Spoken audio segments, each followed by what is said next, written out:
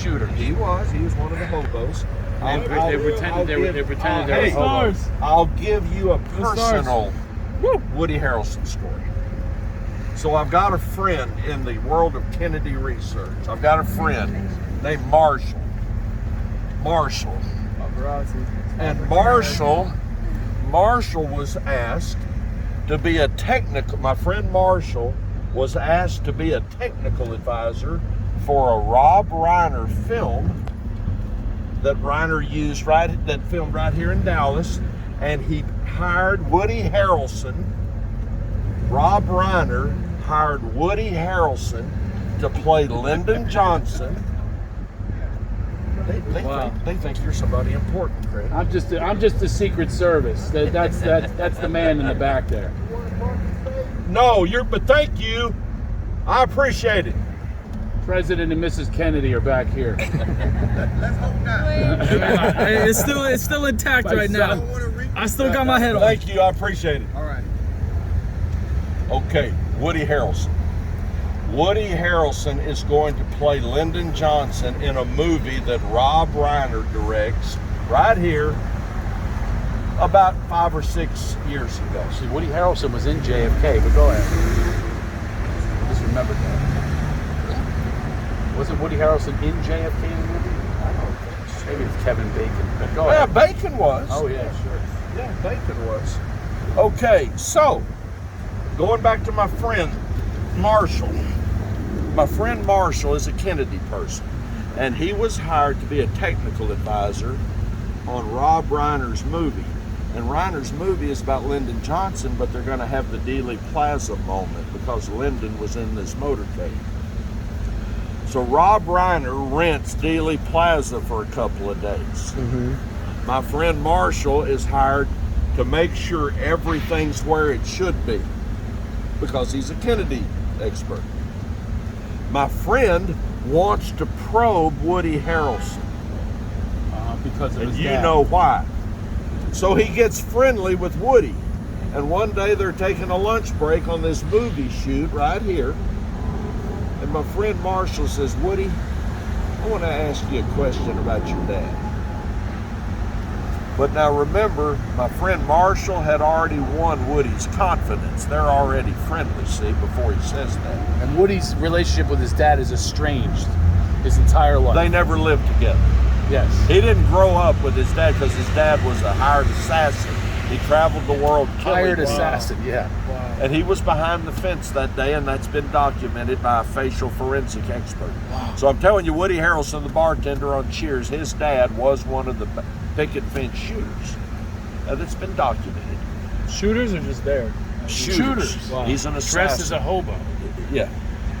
We won't get into all that. Your dad can debrief you more on that later. But my story is about 6 years ago. My friend Marshall corners Woody Harrelson here filming a movie with Rob Reiner, and he says, Woody, I want to ask you about your dad. Woody stops dead in his tracks and looks at my friend and says, okay. Yes, my dad was one of the hobos. But that doesn't mean he fired a shot at the president. And my friend Marshall said, Woody, of course, I'm not implying that. You told me what I wanted to know. He admitted that his dad was one of the hobos. Well, if one of the world's most notorious assassins is behind that fence at that moment, is that a coincidence? Or is that because he's back there taking part in this event? Okay. My friend didn't need for Woody to say, yeah, he shot the president. He just wanted him to admit that his dad was one of the men caught back here in a railroad car. Right. In a railroad car. In a railroad car, and he did admit it. They had photos of these hobos, right? 7 photographs. You can pull them up right now on your device. Find all the in the 7 web. hobos. I'm surprised that this guy over here taking a photo Phil didn't Willis? catch them over there and behind the fence. Like you don't see Well, some heads. So tell me again the name of that. Hold on. Hold on. Right there at that fence line, it's dark. Oh, okay. Look right now. See how it's dark? Yeah. Oh, okay, yeah. And so there's things going on back there, sure. But it doesn't show up in Willis's. And they're all distracted because everybody's looking at the president. Nobody looking at the hobos. So tell me again the shooter that shot out of the second floor building at 501 Elm. Charles Nicolette, and you'll find, if you want to find him, Yeah. you'll find him on the internet. Charles Nicolette, And the name of the building back then? Daltex. Now the Warren guys, they're not looking. Remember who the Warren guys Yeah, I are, know. who they work Yeah. for, Hoover. They're not looking for the bad guys. But when the House Select Committee, this congressional committee in the 70s, reinvestigated this, they started issuing subpoenas to people that they knew were connected to Dallas. And Charles Nicolette, the mobster in Chicago that's been bragging for 14 years, I got Kennedy in the back. He gets a subpoena from the House Select Committee in 1977. Wow. Which means Nicolette, the mobster that's been bragging all these years, he got Kennedy from that second floor window. Now he's going to have to go to Washington and testify. 2 days before he was scheduled to appear in Washington, he's found dead in the parking lot of his favorite restaurant in Chicago.